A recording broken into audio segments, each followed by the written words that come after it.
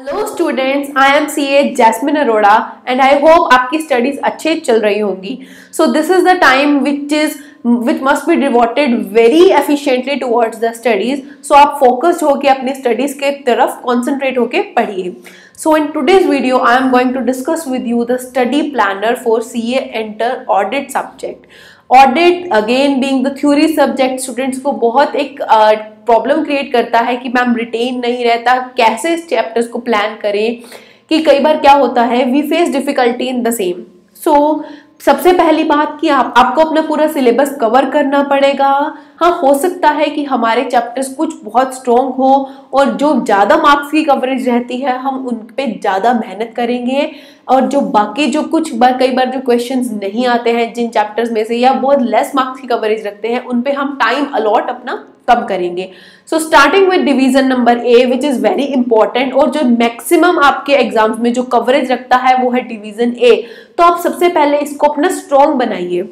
ये डिवीजन आपकी स्ट्रॉन्ग होगी तो बाकी के चैप्टर्स भी आप इजीली पढ़ पाएंगे, और जो डिवीजन ए के चैप्टर्स हैं उनको बार बार रिवाइज कीजिए. लाइक डे 1 से ही स्टार्ट कर दीजिए. अगर आपने आज कोई अपना प्रैक्टिकल सब्जेक्ट स्टार्ट किया है तो डेफिनेटली थ्योरी सब्जेक्ट को भी साथ में पढ़ना शुरू कर दीजिए. I have already made a plan for the law subject, तो उसको आप अकॉर्डिंगली प्लान करके देखिए. सो डिवीजन ए में हमारा कंपनी ऑडिट चैप्टर सबसे पहले इंक्लूडेड है. बहुत इंपॉर्टेंट चैप्टर है. This is very very important chapter. तो आप इस चैप्टर को किसी भी कॉस्ट पे छोड़ नहीं सकते, तो इसे अच्छे से कवर कीजिए.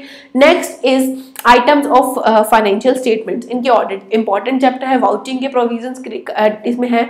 इसमें जो बेसिक पॉइंट्स हैं जो सब में इंक्लूड होते हैं उनको अच्छे से अपने दिमाग में बिठा लीजिए, लर्न कर लीजिए उनको, और ये चैप्टर आपका अकॉर्डिंगली हो जाएगा. इंपॉर्टेंट चैप्टर है. उसके बाद आता है audit documentation and audit evidence. इसमें 500 सीरीज के एसेस को कवर किया गया है, और इस चैप्टर ये बहुत ईजी चैप्टर है, लेकिन ऑन द अदर हैंड ये बहुत अच्छी कवरेज भी रखता है. ऐसे बेस्ड चैप्टर है. Next is audit of different entities. बहुत इंपॉर्टेंट चैप्टर है, हर अटेम्प्ट में आता ही है, प्लस अच्छे खासे मार्क्स की कवरेज रख लेता है. उसके बाद आता है रिस्क एंड इंटरनल कंट्रोल्स का चैप्टर. इसमें भी हमारे ऐसे 315 इंक्लूडेड है, तो अच्छे से करना पड़ेगा आपको ये चैप्टर भी. उसके बाद आया हमारा फर्स्ट चैप्टर नंबर 1. बहुत बेसिक चैप्टर है. ऐसे 200 की सीरीज के कुछ इसके अंदर एसेस इन्वॉल्व हैं. सो डिवीजन ए आपके लिए बहुत इंपॉर्टेंट है. 6 चैप्टर्स आपके बहुत स्ट्रॉन्ग होने चाहिए. कंपनी ऑडिट की इतने अच्छे से रिवीजन कीजिए, उसके क्वेश्चंस की, उसके एमसीक्यूज की बहुत अच्छे से करना रिवीजन. ये जो चैप्टर है ना, ये आपको इसके प्रोविजंस इजी हैं, लेकिन कई बार कुछ ना कुछ ऐसा घुमा के क्वेश्चन पूछ लिया जाता है, लाइक लिमिट्स के ऊपर या जो सेक्शन नंबर 141 है उसके ऊपर इसके प्रोविजंस पूछ ले जाते हैं, तो कई बार स्टूडेंट जो है वो कंफ्यूज हो जाते हैं. तो कंपनी ऑडिट अपना बहुत स्ट्रॉन्ग कर लेना. बाकी चैप्टर्स जो इसमें डिवीजन ए में है वो आपके बहुत अच्छे से हो जाने चाहिए. उसके बाद आती है division number B. Division B में कुछ ऐसे चैप्टर्स हैं जो डेफिनेटली आएंगे ही आएंगे एग्जाम में, लेकिन कुछ चैप्टर्स लेंथी हैं और उसकी कवरेज लाइक 5, 6, 7 मार्क्स की रहती है. मैक्सिमम 5 to 6 मार्क्स की रहती है.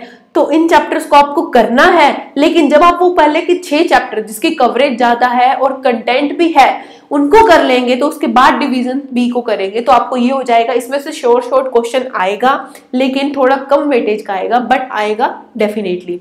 जैसे कि ऑडिट ऑफ बैंक्स, अच्छा चैप्टर है, क्वेश्चन पूछा जाएगा ही जाएगा. उसके बाद है audit in an automotive environment. Definitely question इस पे आएगा ही आएगा. Next is fraud and responsibilities of auditor. इसमें आपको पता है 240 के रिलेटेड प्रोविजन, ऐसे जो 240 है वो आपसे टेस्ट किया जाता है. उसके रिगार्डिंग इस चैप्टर में आपका मैटर इंक्लूडेड है. उसके बाद एनालिटिकल प्रोसीजर्स, ऐसे 520 से जो डील करता है वो सब इंक्लूड होगा. Next is audit reports.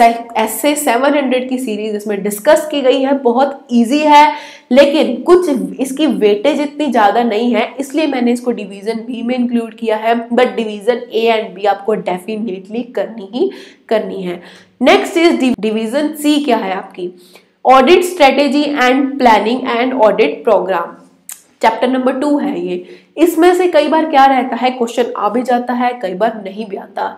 तो आपका जब डिवीजन ए एंड बी हो जाएंगे, उसके बाद जब आप इस चैप्टर को करोगे, पहला तो आपको ये होगा कि कॉन्फिडेंट रहोगे कि हम मेरा जो मेजर पोर्शन था, मेरे जो इंपॉर्टेंट चैप्टर्स थे जो डेफिनेटली आएंगे वो मेरे हो चुके हैं, डेफिनेटली आएंगे, प्लस जो अच्छी खासी वेटेज रखते हैं वो मेरे ऑलरेडी हो चुके हैं। उसके बाद आपके बाद ये दो चैप्टर जो बेसिक से बचेंगे, audit sampling, audit strategy, planning and program, ये आपको बहुत बेसिक से चैप्टर हैं, इजीली कर लोगे आप इनको। डिवीजन ए एंड बी की बार बार रिवीजन करो, डिवीजन सी भी करनी है, हमें डेफिनेटली करनी है। आज रिवीजन के लिए हमें कुछ नहीं छोड़ के जाना, बट जब आप 1.5 डेज के लिए जब रिवीजन प्लान करते हो तो सबसे पहले डिवीजन ए एंड बी को खत्म करो। उसके बाद आपके पास टाइम अगर नहीं बच पाता तो आप डिवीजन सी के कुछ इंपॉर्टेंट टॉपिक्स जो आप आज ही मार्कअप करके रख लोगे, या कुछ ऐसे स्पेसिफिक क्वेश्चंस आपको लगते हैं वो आज मार्क करके देख लो कि एक दो क्वेश्चंस के लिए तो डेफिनेटली टाइम निकालना ही निकालना है 1.5 दिन पहले एग्जाम से, तो उनको कवर कर लेना। But division A and B are at most important. So this was the study planner for CA inter audit. जो यहाँ पे मैंने रेड डॉट्स के साथ मार्किंग की है, that are basically SAs based chapter, जिसमें एसेस इंक्लूड होते हैं। एसेस का बहुत अच्छा खासा आपका वेटेज रहता है एग्जाम में, तो जो आपके डिवीजन ए एंड बी के जो एसेस कवर होंगे वो तो आपके अच्छे से हो ही जाएंगे। डिवीजन 3 में जो आपके पर्टिकुलर एसे का जो पोर्शन होगा उसको अच्छे से कर लेना। बाकी चैप्टर का जो कुछ प्रोविजन अगर आपका रह जाता है 1.5 डेज पहले तो इतना मैटर नहीं करेगा, लेकिन जो एसेस की लैंग्वेज, जो एसे का कंटेंट है वो आप अच्छे से कवर कर लेना। So next question comes is how to prepare. So सबसे पहले I would guide you that सबसे पहले आप जो concept notes को ही पढ़िएगा। अपने concept notes हैं, या अगर आप study mat रेफर कर रहे हैं, study mat is the best solution for the audit subject, तो आप अच्छे से अपने concept notes या study mat को रेफर कर रहे हैं उनको अच्छे से करिएगा, then only move towards the questions। questions के लिए आप जो है study mat रेफर करिए, या आरटीपीज का क्वेश्चन, या पास्ट ईयर का, या फिर अपने एमटीपीज का, इनके क्वेश्चंस को आपको रेफर करना पड़ेगा। प्रिपरेशन के लिए अपने कंसेप्ट नोट्स एंड क्वेश्चंस के लिए स्टडी मैट, आरटीपी या पास्ट ईयर को, एमटीपी के क्वेश्चंस को आप कर सकते हैं। प्लस जब आप ये रिवीजन कर रहे हो ना फर्स्ट टाइम, तो इस रिवीजन के अंदर ही इंपॉर्टेंट क्वेश्चंस को मार्क करके रख लो। कई बार कुछ ऐसा होता है ना कि बार बार हम क्वेश्चंस को नहीं पढ़ते, तो एक आधा क्वेश्चन या 2-3 क्वेश्चंस आपको ऐसे लगते हैं जो आपको ड्यूरिंग द 1.5 डेज या फिर सेकेंड या थर्ड रिवीजन कर रहे हो, वहां पे दोबारा क्वेश्चन को पढ़ना पड़ेगा, देखना पड़ेगा, तो उन पर्टिकुलर क्वेश्चंस को मार्क करके रख लेना अपने पास। एंड एमसीक्यू प्रैक्टिस के लिए जो ICAI का प्रैक्टिस शीट है, सिर्फ उसी को रेफर करना for the practice of MCQs, that is very important.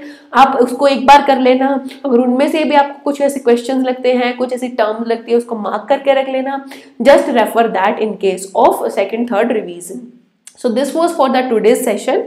अगर आपको अच्छे से मैनेज नहीं हो पा रही है अपनी स्टडीज, तो सबसे पहले क्या कर रहे हो, अपने आप को एक शांत करिए, कि काम डाउन सिचुएशन में आइए, पैनिक मत क्रिएट करिए। हर स्टूडेंट ऐसी सिचुएशन से डील करता है, even I face the same, कि कई बार ऐसे लगता है कि अब नहीं हो पाएगा, बट आपको अपने आप को स्ट्रांगली होल्ड करना है एंड अपने स्टडीज को इफेक्टिवली मैनेज करते हुए चलना है। प्रैक्टिकल प्लस थ्योरी की अप्रोच से चलिए, कभी भी आप जो है लैक नहीं करेंगे एंड आपका सिलेबस इफेक्टिवली हो जाएगा। थ्योरी को आप मैक्सिमम अपने 3-4 घंटे भी दे दोगे ना दिन में, दैट इज इनफ। और जब आपका पर्टिकुलर अगर आपने थ्योरी को अलॉट कर रखा होगा टाइम, उस टाइम में आपको एक सेटिस्फेक्शन होगी, I am done with my theory subject. ऐसे अपने स्टडीज को आप प्लान कर सकते हो। सो डिवीजन ए को अच्छे से करना, मैक्सिमम कवरेज यहीं से है, बट ऐसा नहीं है कि हम बी और सी डिवीजन को छोड़ दें। So try to complete 100% syllabus. अगर डिवीजन 3 में से जो आपके डिवीजन सी है उसमें से कुछ पोर्शन रह भी जाता है तो इतनी वरी करने की जरूरत नहीं है, डिवीजन ए एंड बी को अच्छे से कवर कर लेना। So just focus on your studies. अगर आपको मेरी तरफ से और भी कोई हेल्प चाहिए तो कमेंट सेक्शन में या टेलीग्राम चैनल के थ्रू मुझसे कांटेक्ट कर सकते हो। So stay studying, stay positive and take care of yourself. Bye bye.